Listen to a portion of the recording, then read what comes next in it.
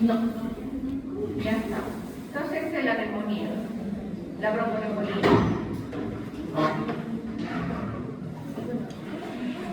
¿No es cierto? Bueno, Un poquito más de pero ¿dónde investigas? ¿verdad? Ok.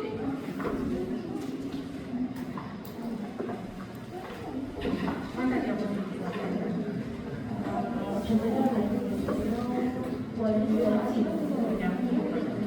Sí, claro, no me quiero la mitad. Bien, dígame la hora, sí, ya estamos. ¿Me ayudas a hacer la cosa?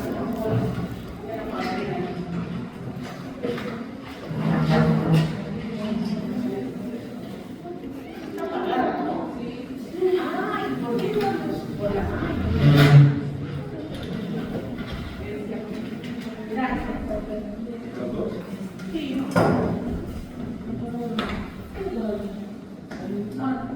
Claro, no decía que raro, estaba adelante abajo. Mira, tú eres varón también, mira su papel higiénico. El otro día fui a curar y salí un pobrecito que me puso la rata. Ahí hizo de la cara también me contaba, porque como son varias mujeres, uno da una torpeza. Claro, solo era el papel, y solo yo ya sabía que era de varones, pero sale igual. Bueno, ya está. Es que ya la mota terminó 2 motas. Póngalo así, yo puedo meter ahí. No son de las enfermeras. O sea, alguien está haciendo esto de motas.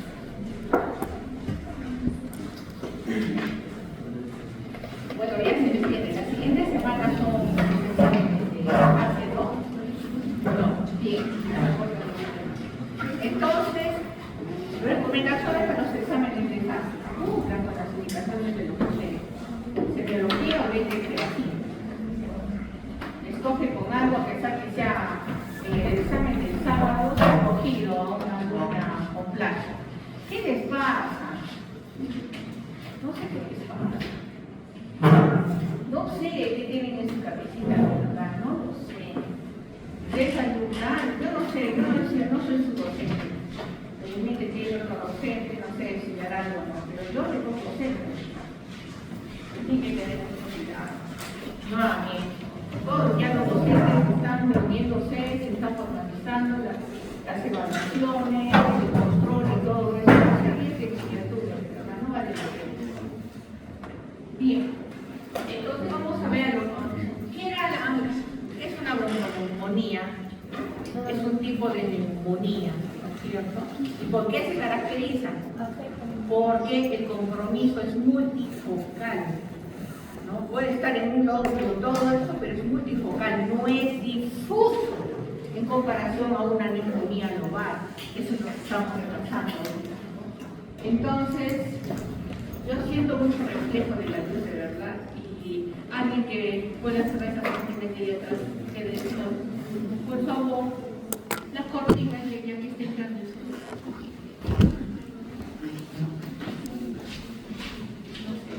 Hoy creo que se está la luz prendida. El reflejo del sol de verdad es terrible. Y me da... Bien, gracias, muy bien. Entonces vamos a ver que la bronconeumonía es una infección en bronquios y alveolos. Pero hay una característica muy importante de la bronconeumonía. La neumonía es para todos en general. Pero hay una especificación, la local. Pero si hablamos de una bronconeumonía, hablamos de las edades extremas de la vida, generalmente en la cáncer y en la vejez. Entonces, si viene un pequeñín, lo primero que tienes que pensar qué cosa es una bronconeumonía. Si viene un adulto mayor, una bronconeumonía. Lo primero que debes de pensar. Bien, hay una rosariación en parches, ¿no? Se ve un pulmón en los culillos, con fletes y implican los lóbulos. Hay debilidad y movilidad, ¿no? Esto da pacientes generalmente hospitalizados. Los lóbulos inferiores son los que están más comprometidos y la complicación es que puede dar una pleuritis, o sea, se puede asociar abscesos pulmonares, como lo vamos a ver, y finalmente la septicemia. La septicemia es un arma de doble filo. Yo decía que el paciente que entra a UCI no salía vivo, y eso se cumplía conmigo en el sentido de que estudiante, interna, reciente, todo, ¿no? Y cuando mi hija entró a UCI, de verdad fue lo peor, un estrés brutal, y le pedí a Dios que no se cumpla lo que para mí era una cosa, ¿no? Y sí, en realidad hay muchos pacientes que salen airosos, pero dependiendo del cuadro en el que ingresan, ¿no? Bien, entonces, ay, perdón, esto es, no lo que les decía, miren, generalmente lóbulo inferior y es en parches. Y esta es la imagen, que ya la vieron también, ¿no? En fresco, por favor, este es quitado y ese es en fresco, en parches, ven así. No es como la neumonía lobar que han visto, ¿no? Todo difuso, esa es la diferencia. Perdón.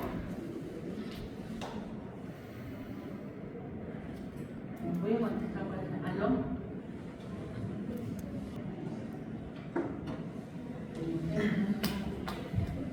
Hay que tener cuidado con las llamadas que no sean del Perú, porque les cuento que contestamos y eso viene carga a nuestro teléfono.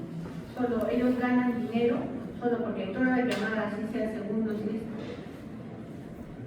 Me han puesto un bloqueador que no sirve por lo que sea por tiempo.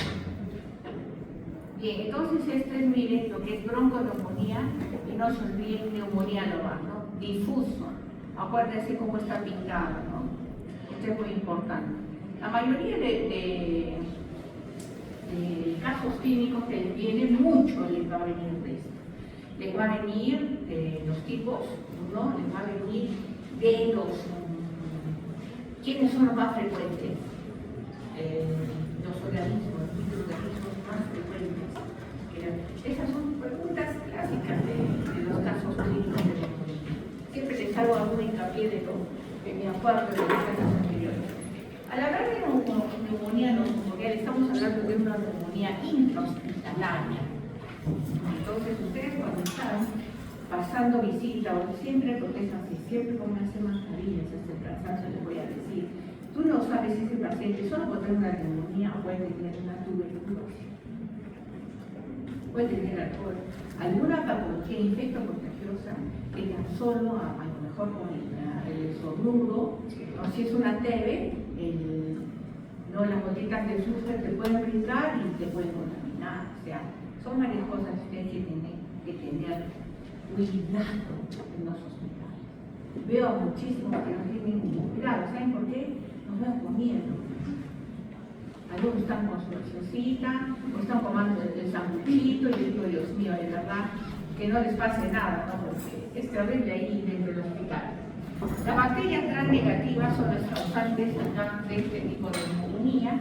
La Klebsiella, E. coli, esta es bien malosa, bien malosa. Las pseudomonas pionas, los protos. Entonces hablamos, ¿no?, de lo que es agresividad de estas. Hay 1 o 2 días después de su ingreso, el 5% de todos los pacientes admitidos puede tener o adquirir una neumonía. ¿Qué les dije quiénes eran los más? De los admitidos, de los ingresos en emergencia en grado mayor, son los más frecuentes que pueden adquirir, ¿no? Los adultos mayores que ingresan no por un paro respiratorio, sino por una fractura de cabeza de fémur o algo, y están en espera de hospitalización o que se les ponga una placa para poder reparar esa lesión, y se contaminan y fallecen. Los adultos mayores fallecen por este tipo de neumonía. El diagnóstico es microbiológico, que muchas veces es difícil. Se ve una diapositiva.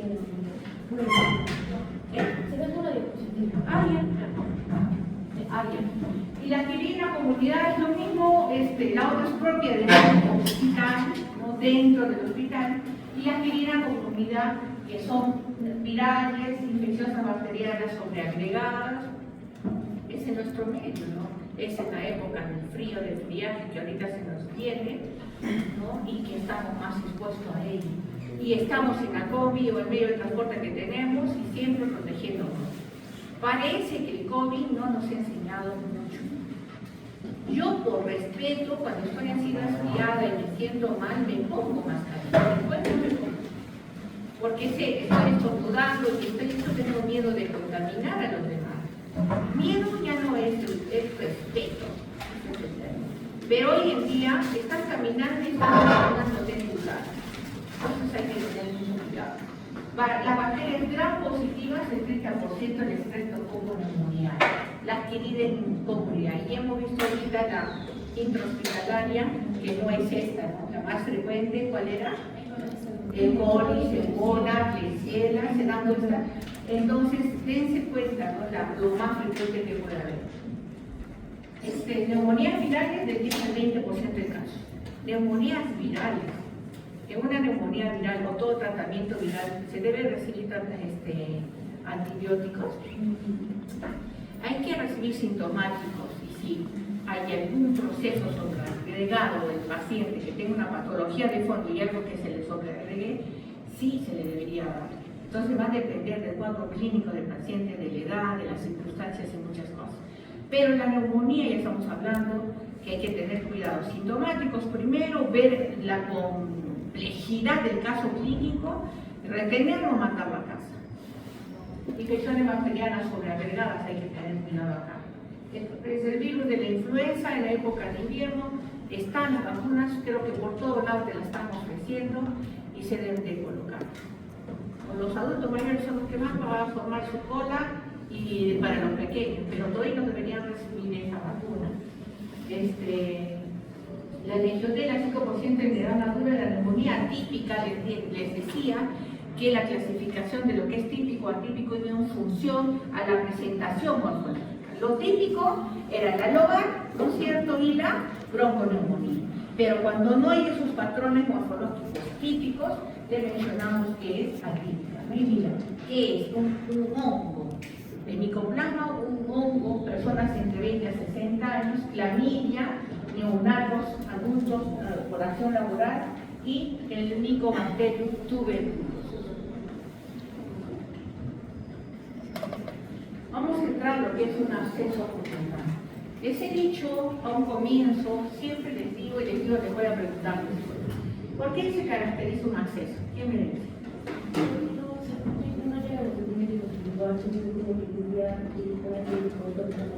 Bueno, eso es una cosa, pero hay algo característico.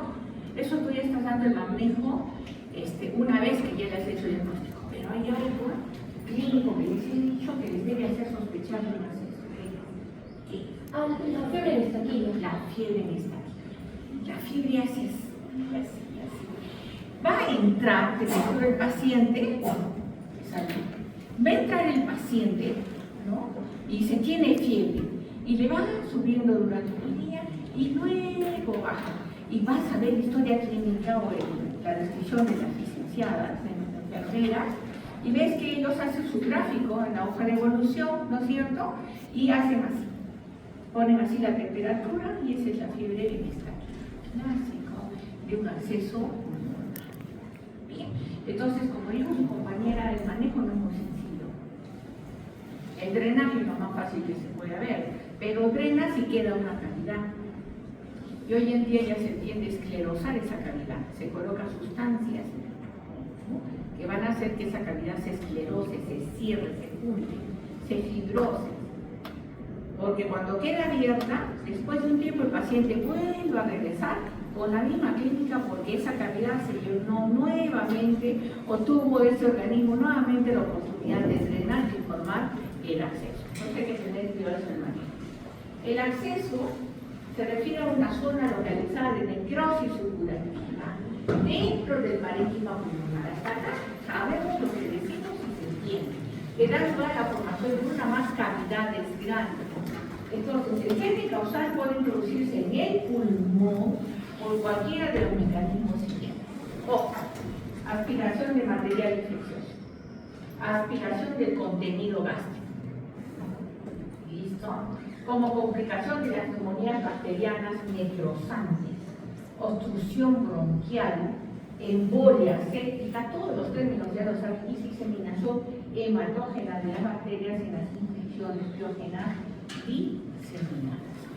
Esas son Así como se les ha preguntado las características distintivas del cáncer en muchas preguntas en su examen, de una u otra manera, es preciso, ¿no? El germen, cómo llega, los mecanismos, cómo llega al mundo.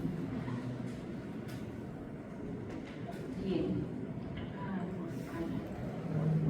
Acá tienen, miren, por ejemplo, esto de acá son las cavidades del huevo, ¿no? Este es un pulmón en fresco, hasta el cansancio se lo voy a decir, ¿no? Está congestivo, ¿ok? Pero tiene acá estas cavidades. Obviamente hay una regla, es una necropsia, y lo que es, en el momento del corte, lo que salió de acá fue el pus, ¿no? Estas son las cavidades de los abscesos.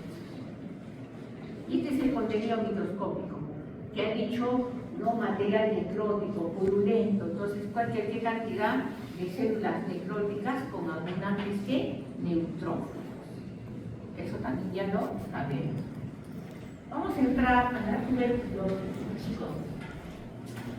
En forma general se le da algunos aspectos del detalle, pero vean, la tuberculosis la vas a ver en cualquier lugar y en cualquier época de tu vida acá en el Perú. En el extranjero un paciente tuberculoso es, pero como que es descubierto un extraterrestre, todo el mundo va a verlo, porque es infrecuente. En España tener tuberculosis es un paciente importado, no es propio de él. Y el manejo después los aíslan, es toda una jarana, ¿no? Es igual. Pero acá encontrar paciente tuberculoso está sentado en el cine al lado de un tuberculoso, en la combi al lado de un tuberculoso, y no lo sabe. Y no lo sabe. Porque la frecuencia de tuberculosis en nuestro país, ¿no? Sobre todo en las zonas argentinas, es alta. ¿Y qué sucede con la tuberculosis, criatura? ¿Qué hacen el diagnóstico? Te dan medicamentos, entras al programa de TBC, de MINSA, te dan alimentos, pero hay algo grave que sucede, y es falta de personal. El esquema de tratamiento de la tuberculosis dice que tú tienes que ir todos los días a la casa del paciente a darle la medicina para garantizar el tratamiento. Criaturas, corre a cualquier lugar paciente tuberculoso, agarra a la enfermera y le da para el mes completo, si es que no para 3 meses. Y el paciente, porque son pastillas pesadas que te pueden causar un cuadro de gastritis y todo, puede tomar los primeros días, después se olvidó, toma un día, otro día, después regresa y hecho resistencia a ese tipo de cepa y recae. Y lo peor de todo, viene él y toda la familia. Y vas a hacer un screening de toda la familia, los contactos, porque tienes que buscar los contactos para descartar y no se acuerdan de qué. Lo único que se acuerdan es si tuvieron la fiesta acá, la reunión allá, el bautizo acá, y corre a hacer ese screening, ¿no? Y lo peor de todo, que el país gasta e invierte en medicamentos que no son aprovechados. Pero corre y saca tu cuenta de un paciente, la enfermera que está encargada de tuberculosis atiende a ¿cuántos pacientes? ¿Tú qué crees que todos los días va a ir? ¿Quién le va a dar movilidad y a ir a buscar al paciente? O le dicen, venga todos los días, tengo que trabajar usted en provincia. Por eso es que hay cepas resistentes, le hacen resistencia a determinados medicamentos. Y cada vez los pacientes, cuando recaen, fallecen. Porque ya han hecho resistencia a los medicamentos, porque lo dejaron de tomar. Y volverle a reiniciar ya se ríen estos micobacterios de esa medicación. Por eso es que ahorita no sabemos. Es increíble, nadie me cree, pero alguien me cree, chicos. En todos los lugares donde van, no te confíes, no tiene que ser un paciente indígena como lo vemos, ¿no? A ti te dicen tuberculosis y ves a alguien de la sierra. Tu cabeza, así pues, así me he formado yo, por eso es que les digo. Me imagino a un campesino, ¿no? Con su chulito, todo con las fases decaído, inclusive con sus ojotitas que están, me imagino eso, pero no es así. Ahora imagínate ejecutivos con terno, bien pintados, bien puestos, que están cargando con su TBC. Así te digo, al extremo. Ese es. ¿Y por qué? Porque no comen bien, no se alimentan bien. Eso es lo principal. Y están en contacto con alguien que les ha contaminado y no se dan cuenta. Entonces, al tener mucho cuidado, ¿no? A ser siempre muy precavidos porque la tuberculosis es tuberculosis. Si no recibe este tratamiento, tenemos una colega, bueno, ya falleció, colega joven en el 2 de mayo, ya estaba haciendo su residencia y se contaminó con una cepa pues terrible, no se el escanear.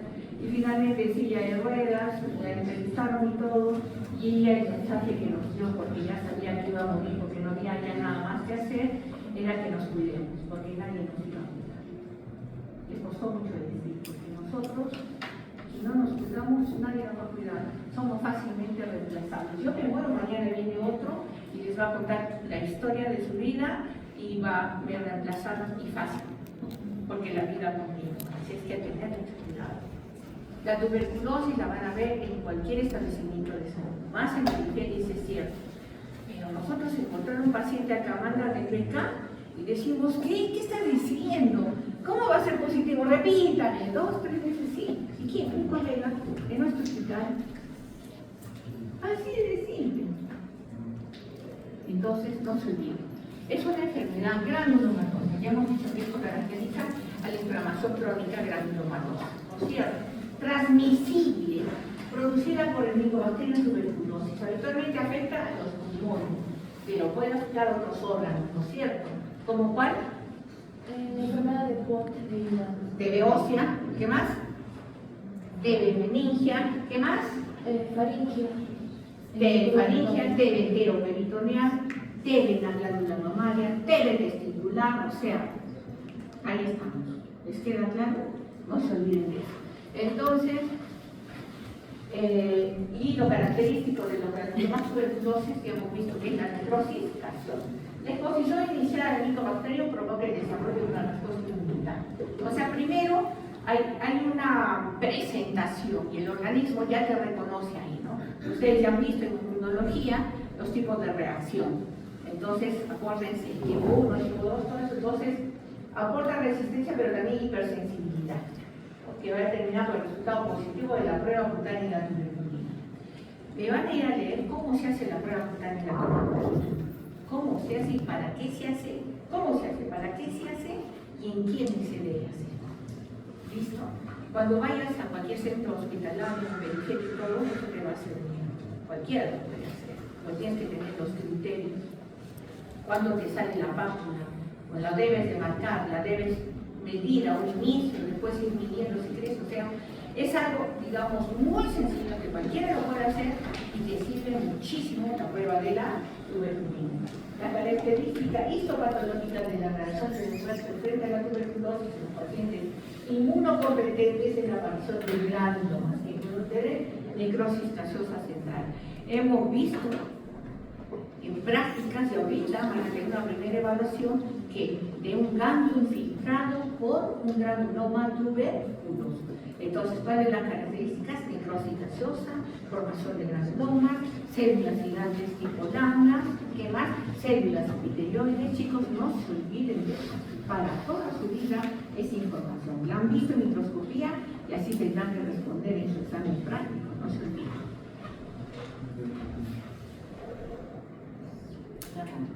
Entonces hablamos tuberculosis primaria o secundaria, como toda patología, ¿no? Primario o secundario, o en el cáncer, una primaria o metástasis de, o sea que viene o sale de otro lugar.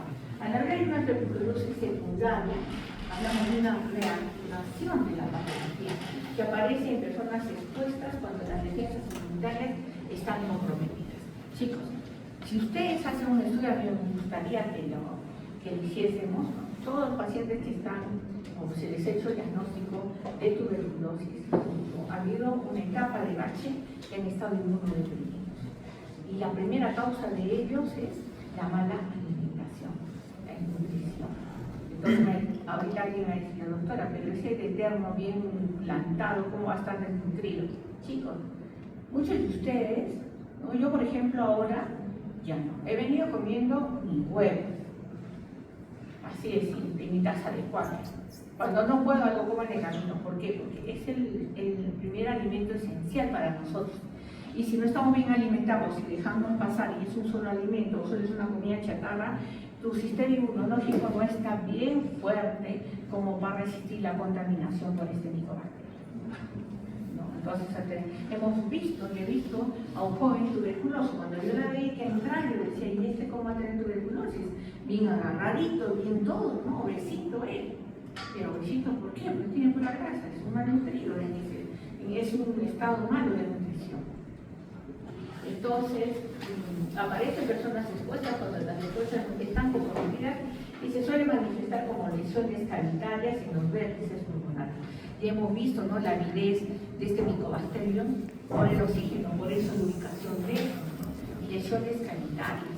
O sea, cuando veamos ya cavernas, vamos a hablar de una reactivación, una tuberculosis secundaria. Vean las placas, por favor, de los pacientes diagnosticados inicial, la tuberculosis secundaria. Las que vean esas placas nunca se les va a olvidar, por favor. Tanto la tuberculosis progresiva primaria como la secundaria pueden provocar diseminación sistémica, que se ocasiona en forma de enfermedad que supone una amenaza para la vida, como la tuberculosis miliar. La tuberculosis miliar, migración sistémica, y les cuento un caso clínico de un paciente, y por eso llega también a la meninge, un colega, un sabio para mí, ¿no? ya se retiró, y el maestro que me formaba se llevaba muy bien, y me dice, oye, voy a entrar porque es toda una carcinomatosis, siempre hablaba con el maestro, el doctor químico, y le decía, voy a entrar, estate atento, que no sé qué, y no, bueno. La cosa es que esperamos la congelación. ¿Qué es congelación? Que el cirujano está en sala de operaciones, ¿no?, por el intercomunicador. Bueno, yo en el INEM íbamos y entrábamos a sala y veíamos y todo, pero acá en el hospital simplemente el cirujano te manda la biopsia y en el técnico la congelamos e informamos. No te lleva 20 minutos de espera. Entonces el maestro me dice, mira, vamos a ver, hermana, nos llevó así un pedacito de pitón, de tejido graso, con un nodulito, como una quinoa. ¿Sí? ¿Todo se ubica como un grano de quinoa? Sí. Entonces, agarramos y dijimos, uy, eso está haciendo mal. Y bueno, y el maestro lo miró y dijo, habrá que ver, ¿no? Y la cosa es que cuando lo congeló, dijo, es un granuloma tuberculoso. Y me acuerdo que habló por teléfono y le dije, oye, fulano y tal, eso no es cáncer, es un granuloma. Y nunca voy a olvidar lo que le contestó. Granuloma tendrá tu cabeza, que no sé qué, le dio la gritada. Y hizo su cirugía y le sacó los granulos, ¿verdad? Y cuando llegó era una TDT peritoneal que tenía compromiso normal, y no solo era una tuberculosis. Entonces nunca se olviden de los famosos granos de mijo, de la T biliar, los granos de mijo, así se llaman, esto que parecen quinoa, los granitos así.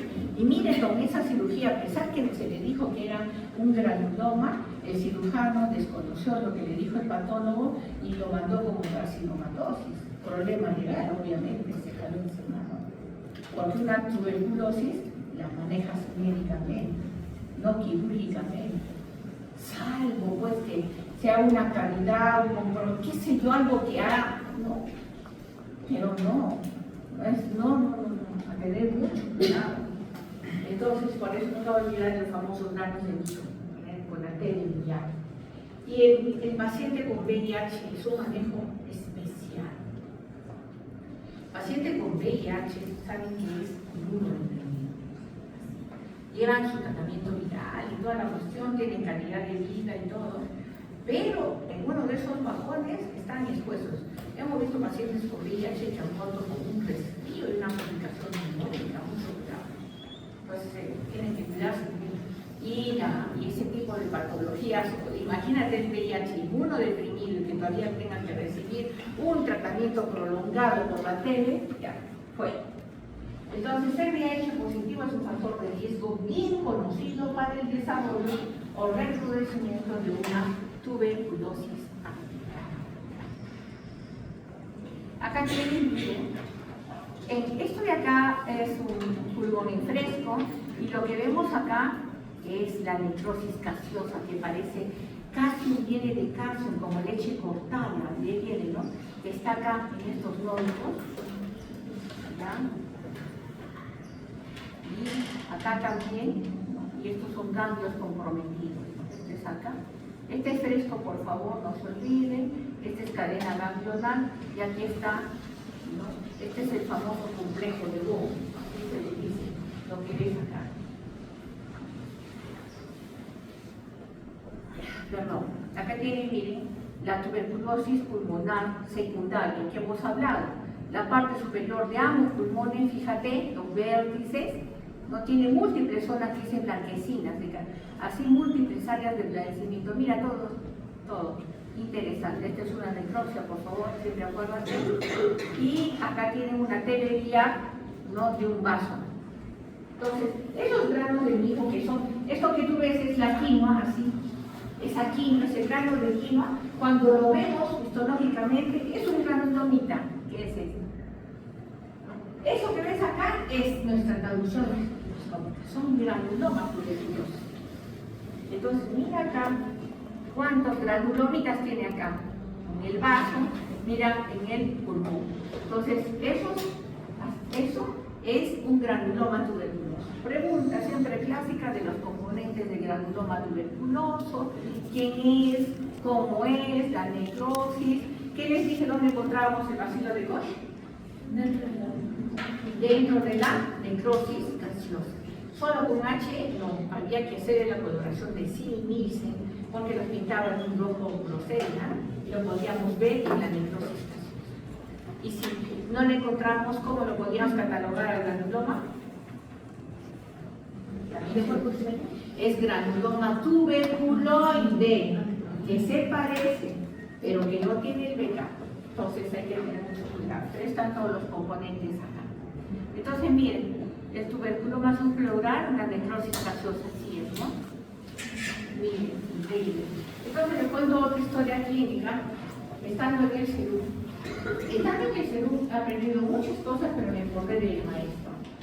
El maestro, cuando alguna vez nos dijo, ¿no?, sobre todo el infectólogo nos dijo: tú tienes un paciente varón, casi siempre es varón, cuando entra y sientes un olor harina de pescado, a pesar de lo veas limpio, ese paciente tiene sífilis. Y dicho y hecho, entonces el paciente empezó a contar su historia y toda la cuestión, diagnóstico sífilis, bueno, todas las pruebas, todo. Ese olor característico de harina de pescado.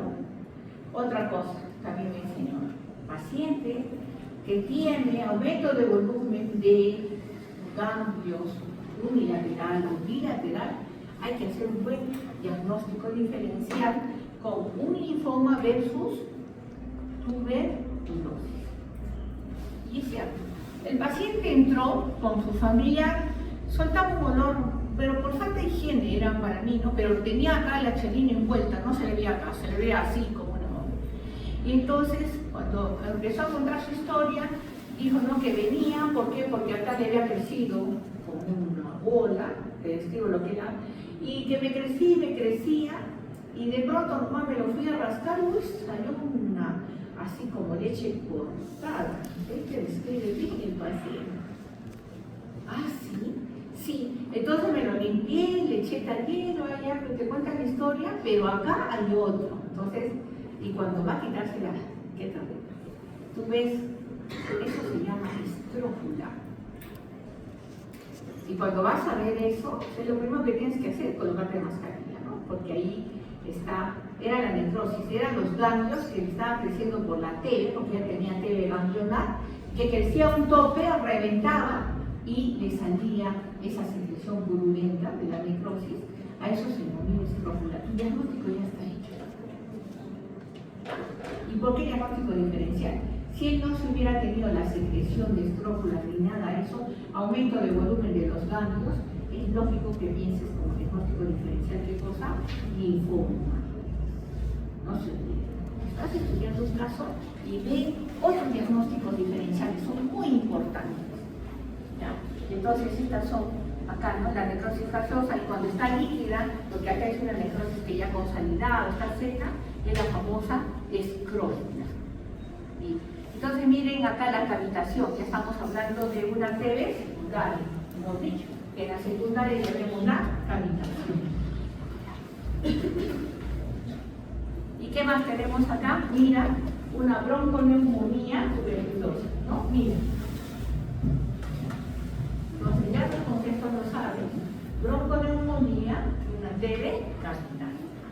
estamos hablando de procesos sobreagregados, de una sobreinfección. Vamos a ver ahora las neumopatías intersticiales crónicas, restrictivas y mecánicas. Todas estas neumopatías, hay muchas, es cierto, vamos a ver, quizá le voy a hacer hincapié a las más frecuentes que puede haber en nuestro medio, para que la van a ver, y lo que, sobre todo las restrictivas, las fibrosas, es cosa seria. Fibrosis pulmonar que te digan ese diagnóstico, te caes para atrás, ¿no? Porque ¿qué te están diciendo? Muerte programada en un tiempo, sabrá Dios, ese pulmón se va a ir fibrosando poco a poco y vas a morir con una dificultad respiratoria. Entonces, fibrosis es cosa seria, es cosa seria. Fibrosis en el hígado es cosa seria, también vamos a ver en el intestino, ¿no? Porque la fibrosis te va a formar ¿qué? Nódulos regenerativos, son nódulos regenerativos en el hígado. Y eso tu diagnóstico, ¿cuál es? Cirrosis hepática. Predisposición a un cáncer, sí. O sea, es un cáncer donde ya se inició y no hay marcha atrás. Entonces hablar, ¿no? Fibrosis del tejido conjuntivo pulmonar, que va de la mano con inflamación. La inflamación te dice neumopatía. Y se habla de intersticios crónicas restrictivas o todo, te hablan de fibrosis del tejido conjuntivo pulmonar. Entonces, las neumopatías restrictivas son las fibrosas, las granulomatosas, las eosinofílicas, muy raras, más en el extranjero en otros lugares, y las relacionadas con el tabaco. Estas son muy frecuentes y estas en nuestro tiempo. Acá tienen la principal categoría de neumopatías intersticial crónica.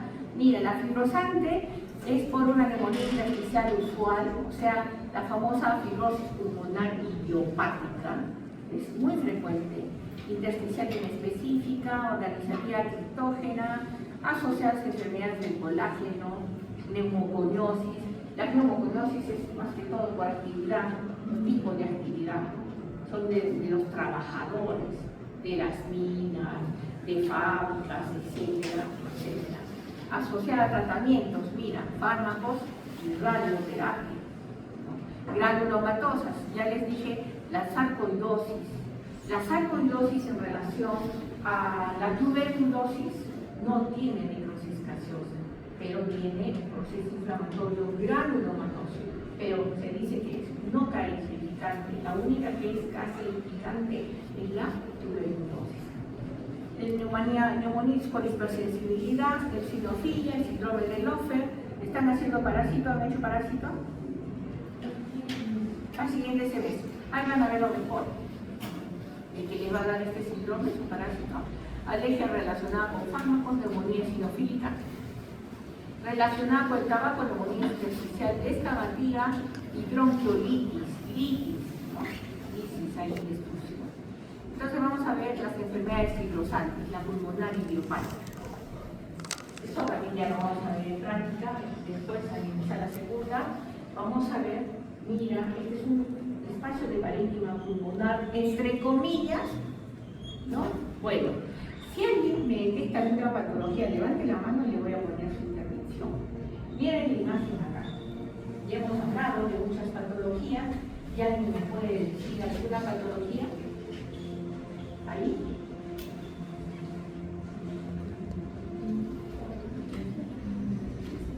Acá, en este pulmón, ¿qué ven? Hemos visto enfisema, hemos visto atelectasia, ¿qué más hemos visto? Bronquiectasia, ¿no?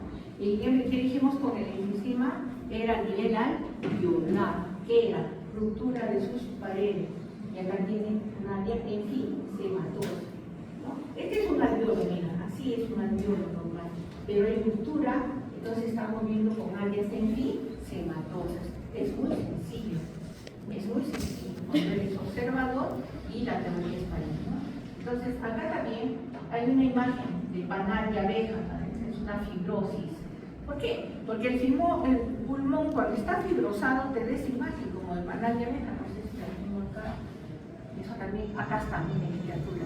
Esta es la microscopía electrónica que ven acá, pero esto es así, como un panal de abejas. Tú te acercas ahí y esto es así. No mire, un pulmón el panal de abejas. Es característico. No se olvide. Entonces esto es de una fibrosis pulmonar idiopática. No está ocasionado por ciclos repetidos de activación y lesión epitelial a partir de algún desencadenante. No sabemos de cuál. Hay que hacer un estudio para ver qué está causando esa lesión, ¿no? Está dando esa imagen. Y hay focos de fibroblasto y toda la cuestión es el patrón radiológico histológico de fibrosis, neumonía intersticial puntual, así se denomina. Pero chicos, vean rayos X de esto, vean una placa de esto y cómo se ve en la imagen impanal de abejas en la placa es muy importante. Y también en placa se ve claramente, es un pulmón enfisematoso, etcétera, etcétera. Como la evolución clínica digna de esfuerzo creciente, tos seca, hipoxemia, cianosis tiene la explicación y presencia de focos fibroblásticos como lo están viendo acá y la imagen de panalización. Eso también tenemos cortes histológicos en prácticas de fibrosis pulmonar, así lo catalogamos, fibrosis pulmonar idiopática. Acá tienen las imágenes y no miren, acá está mayor, esta imagen que ven acá, donde están los focos fibroblásticos, a estas áreas antracóticas, como ven, la vemos acá a mayor aumento, ¿no? Esta área, toditos se están fibrosando poco a poco, las células inflamatorias, etcétera, etcétera. La neumonía intersticial no específica, hay ausencia de focos fibroblásticos y fibrosis empanal. Les he puesto el resumen de lo que diferencia una de otra. Es lo más común. Cuando hagas un resumen, lo que diferencia, porque lo que las caracteriza es solo una cosa, ¿no? Pero hay ausencia de focos fibroblásticos y fibrosis empanal. En la intersticial no específica. Y en la organizativa criptógena, ¿no? Cuerpos de marzo, estas son los famosos que ven esas imágenes. Nosotros lo vemos en la microscopía, que son tapones policueles de tejido conjuntivo blanco que está organizado en el interior de los conductos alveolares, alveolos y bronquios. Los famosos cuerpos de Mason, nosotros le decimos, ¿no? Luego, la asociada enfermedad del tejido conjuntivo. ¿Qué son? Esas son enfermedades, ¿no? Autoinmunes, las enfermedades del colágeno. Entonces, a tener cuidado con eso. Muchas enfermedades del colágeno vascular, el lupus, artritis, esclerosis, dermatomiositis, polimiositis se asocian a esta enfermedad, ¿no es cierto?, a este tipo de neumonía, las enfermedades de colágeno.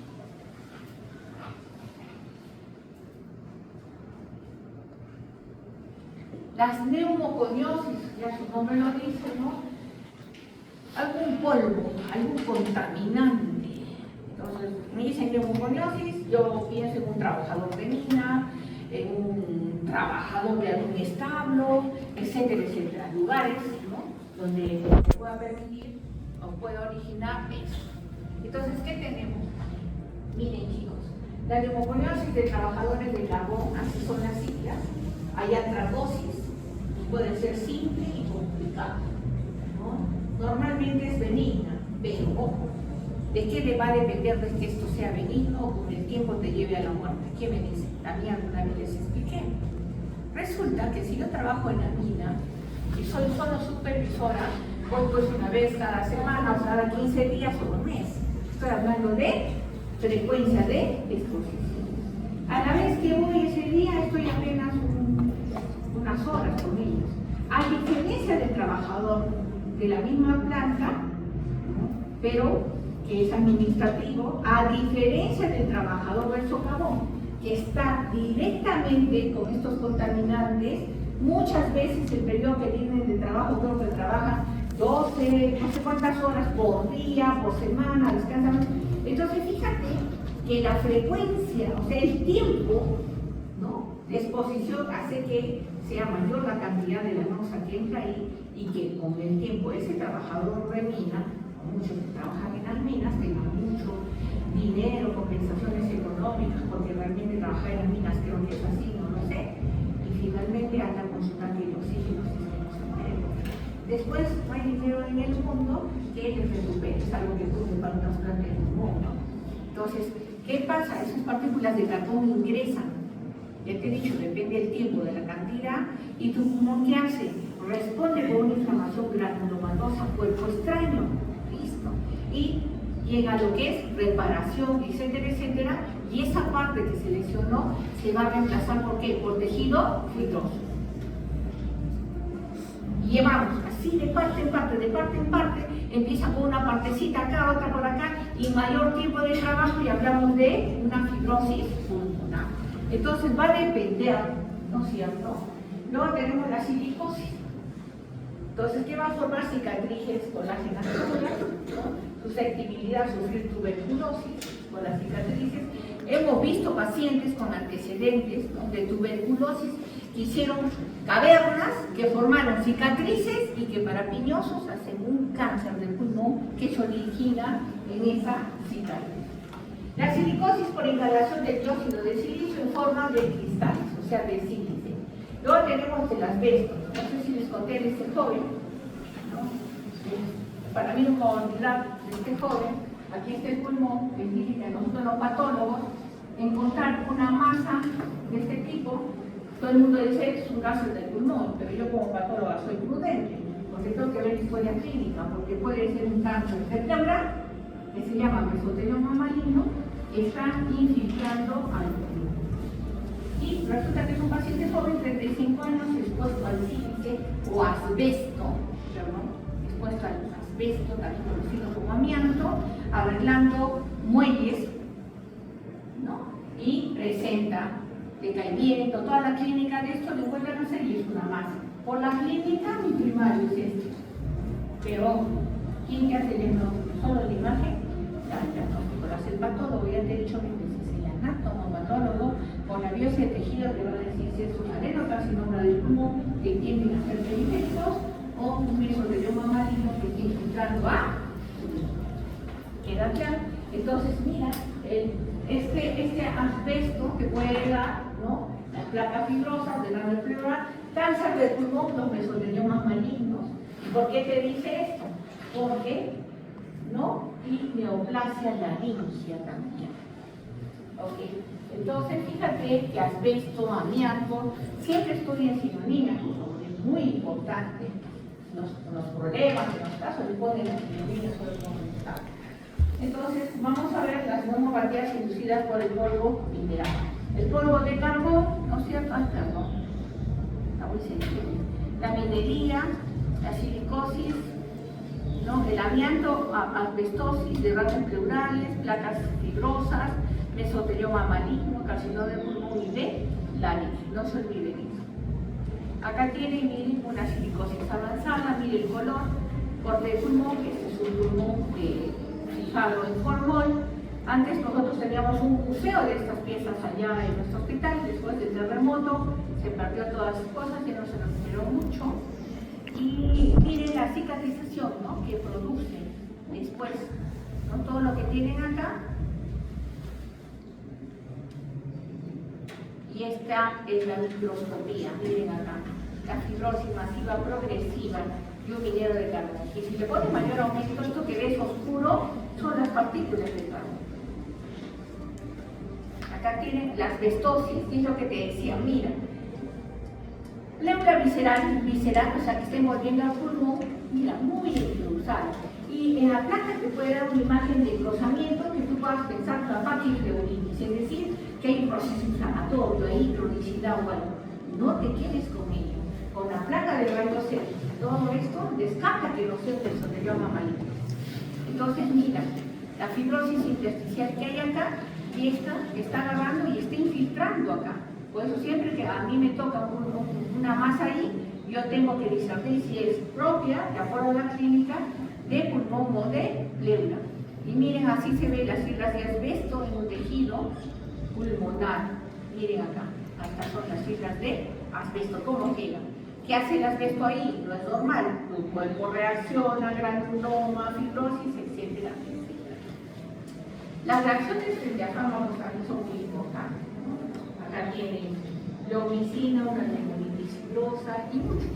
Acá hay algunos ejemplos, quizá la frecuencia por donde es el origen del libro, pero sería bueno el hidroxate, neumonitis por hipersensibilidad, amiodarona, neumonitis por fibrosis, nitrofurantoína, neumonitis por hipersensibilidad, aspirina, broncoespasmo, beta bloqueantes, broncoespasmo.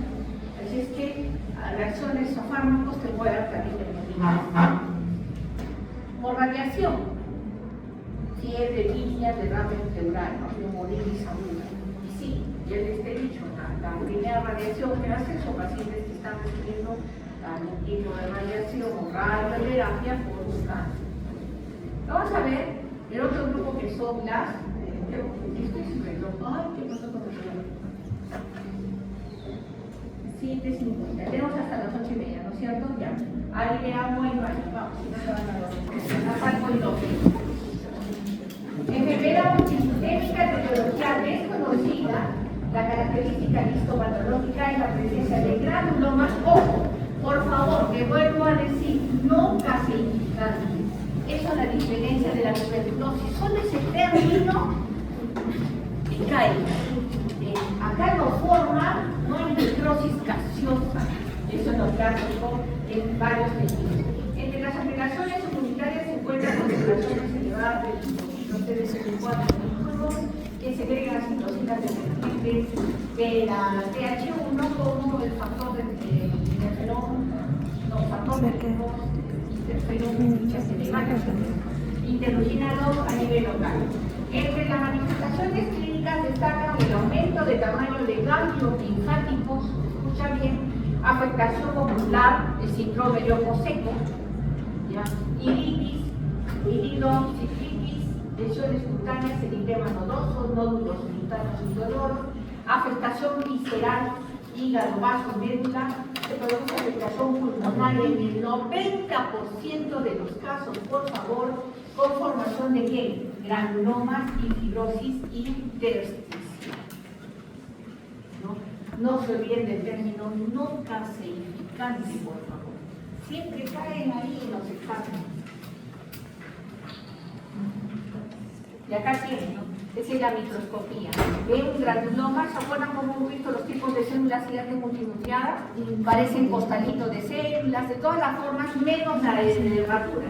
La de nervadura es la de la tuberculosis. Luego entramos a otro tipo de neumonitis, ¿no? La hipersensibilidad. Es una neumonopatía inflamatoria, mecanismo inmunitario, su nombre lo dice, que afecta a los alveolos y por tanto con frecuencia se denomina alveolitis alérgica. Mira, que estás teniendo acá, por favor, una sinonimia y te dicen, ¿no? En el tipo de neumonía, las alveolitis alérgicas, que me dicen de qué están hablando. ¿Están hablando de qué? De las neumonías por hipersensibilidad o alveolitis alérgica. La mayoría de las veces enfermedad ocupacional.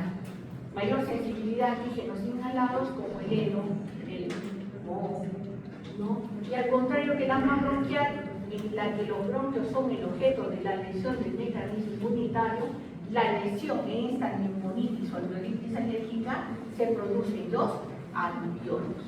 Esa es otra gran diferencia.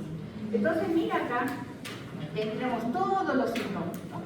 Pulmón del granjero, en los que trabajan con caña de azúcar, humidificadores de la niebla, cebada, queso mozo, grano contaminado por polvo, excreción de las palomas. Estos chicos, hoy en día, yo me acuerdo que nunca en todo el tiempo de mi vida, recién que veo palomas hasta en el camino. Estoy caminando y están las palomas. Están produciendo un montón de patologías respiratorias. Si tienes un lugar en tu techo, ya hicieron su palomar. En tu jardín ya hicieron su nido. O sea, están en todo lugar. En todo lugar. Realmente para mí es una plaga. No tengo nada contra ellas, pero con todo lo que defeca, se seca, eso se levanta y eso respira. Y le va a dar una neumonitis por hipersensibilidad. Entonces, hacer limpieza en esos lugares. Y acá tienen, ¿no? La neumonitis por hipersensibilidad, granulomas intersticiales laxos, y la inflamación crónica. Y cuando es por hipersensibilidad también debemos encontrar eosinófilos. Luego entramos a lo que es eosinofilia pulmonar. La eosinofilia pulmonar se divide en las siguientes categorías. Son muy importantes: neumonía eosinofílica aguda con insuficiencia respiratoria. Mira, aguda. Eosinofilia pulmonar simple, la tropical, la secundaria y crónica idiopática. Hablamos de aguda, vamos a hablar de la crónica. La simple, la tropical, no, la secundaria, etc. Y estas eosinofilias, chicos, no, esta, la pulmonar simple, la causa de parásito que les decía, lesiones pulmonares temporales, eosinofilia sanguínea, la veis en un hemograma, y una evolución clínica de la causa, un parásito. La tropical, producida por infección por microfilarias y parásitos helmínticos. Eosinofilia secundaria, aparece como ejemplo asociada a asmas, alergias, fármacos y alguna forma de vasculitis. Entonces, cuando veas, ¿no es cierto?, las crisis asmáticas y toda la cuestión, acuérdate de esta eosinofilia pulmonar. Nosotros, ustedes en todo han visto todo su malla curricular y tienen algún curso de enfermedades tropicales. Epidemiología. ¿En epidemiología? ¿Hacen eso? Enfermedades tropicales, hacen la UTA, el dengue, todas esas enfermedades. En toda la mayoría de universidades las tienen generalmente de Lima o de esto, y enfermedades tropicales hay un montón. Entonces, quienes se van a rotar a Lima o hacen eso, váyanse a Cayetano. Y en Cayetano roten por el pabellón de enfermedades tropicales, van a aprender lo que ni siquiera el libro les va a dar. Van a ver pacientes con multa, o sea, van a ver de todo. Y eso no los enseñan acá. Dice que es por el medio, ¿no? A los que están en el norte, porque son patologías frecuentes. No, no me cabe, porque yo puedo coger un trabajo allá y tengo que estar igual de informado. Pero eso de las enfermedades tropicales, criaturas, hay que, yo creo que habría que un curso o algo así para que estén los que piensan hacer su internado. El otro día venía en no sé dónde una chica que era uno de los primeros puestos de su universidad y que podía elegir el internado de Rebagliati. Y ella decía que no tenía nada contra Rebagliati, que había rotado, que había hecho todo en el Rebagliati, pero que es un hospital de referencia como el nacional que tenemos acá. Todas las partes del Perú van a Rebagliati, porque es un nivel 4 especializado. Y que ella iba a hacer el internado y que ella necesitaba aprender lo básico que había aprendido. Entonces se había tomado el Hospital Angamos, que es un nivel periférico, donde encuentras todas las patologías comunes y toda la cuestión. Entonces ella justificaba el por qué había accedido, ¿no?, a un hospital de ese nivel y no a Rebagliati. Y tenía sustento. Es una persona que, en mi opinión, es ecuánime y piensa en su formación y en su futuro. Les he dicho que el internado es básico para ustedes. Y si no le sacas la mugre, fuiste.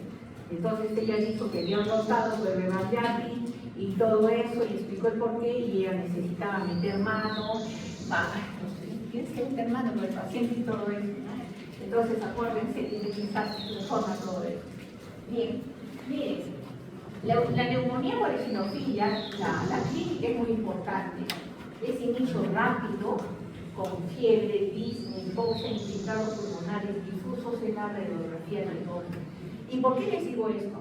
Porque tienes que mirar la placa de esto y también a ver tu diagnóstico diferencial. El inicio rápido te llama la atención. La disnea es un inicio rápido. Te da fiebre como cualquier proceso infeccioso, pero el disney, hipoxia, rapidísimo. O sea, la presentación de esta eosinofía pulmonar es rapidísima. Y eso te debe llamar la atención. Y buscar el lugar de procedencia del paciente también es muy importante. Las enfermedades intersticiales relacionadas con el tabaquismo. ¿Qué patologías hemos visto hasta ahorita relacionadas con el tabaquismo? Vamos. Enfisema, bronquiectasias, bronquitis, asma, todo lo hemos visto hasta ahorita. Están relacionadas con el tabaco. ¿Por qué? Porque hay relación, ¿no?, las crisis asmáticas al humo de tabaco. Todas están relacionadas. Pulmón y tabaco, pero es una asociación brutal al 100%. Pulmón y tabaco. Cáncer, para todito. Ahí, medio ambiente contaminado, y hemos visto todo eso. Entonces, esta enfermedad intersticial relacionada con el tabaquismo. El tabaquismo se asocia a neumopatías restrictivas o intersticiales. La neumonía intersticial descamativa, que así se llama, y la bronquiolitis respiratoria son los dos ejemplos relacionados a este tipo de neumonía. Y la característica histológica más llamativa es pues la neumonía intersticial descamativa, es la acumulación de un gran número de macrófagos con abundante citoplasma que contiene un pigmento marrón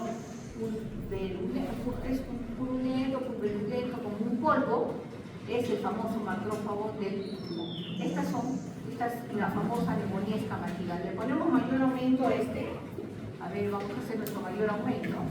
Y miren, todos estos son macrófagos, ¿no? Y bueno, con el microscopio te podría mostrar, pero la mayoría tiene en su citoplasma este polvo marrón. Y eso es lo característico, ¿no es cierto?, de esta patología. Ay, ¿qué pasó? Bien. Vamos, acá tienen, mira, ay, ¿por qué esta se me pasó acá? Esta no debería estar acá. Cuando hago migración a los PPTs, me pasa todo eso. No. Acá tienen, no, esta no debe estar acá, allá, deberían estar después de esto. Hipertensión pulmonar, deben estar después de esto. Es que nos obliga a hacer las PPTs de la universidad, cuando de la universidad, y cuando las migro, bueno, debí realizar. Entonces, algo muy importante que también les he dicho, hipertensión, ¿qué debe venir a tu cabeza? Hipertensión, ¿qué viene a tu cabeza? Obstrucción. Ahora, las causas, miles, puede ser a nivel renal, a nivel pulmonar, o sea, no, pero la obstrucción es hipertensión. ¿Por qué? Porque la obstrucción ofrece ¿qué? Resistencia al flujo